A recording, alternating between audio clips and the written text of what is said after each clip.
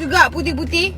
Cuba kau fokus satu saja ingredient. Kalau nak mix dengan krim, mana-mana krim, kalau boleh, krim Kat Lin ni tak boleh mix dengan mana-mana whitening ingredient ataupun lotion pemutih ataupun krim pemutih. Tidak dibenarkan. Kenapa korang nak tambah ini putih, tu putih, ni putih, putih, semua nak putih? Tengok dia punya keberkesanan tu dulu. Ni campur ni. Dos dia dah ada dekat situ.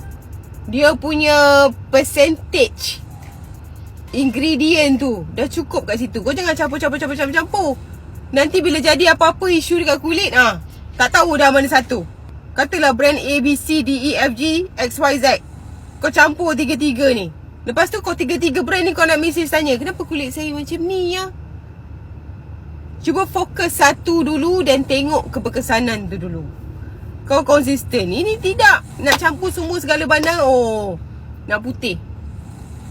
Benda-benda bandang-bandang ni semua kau campur putih. Lepas tu nak putih. Sabarlah dulu.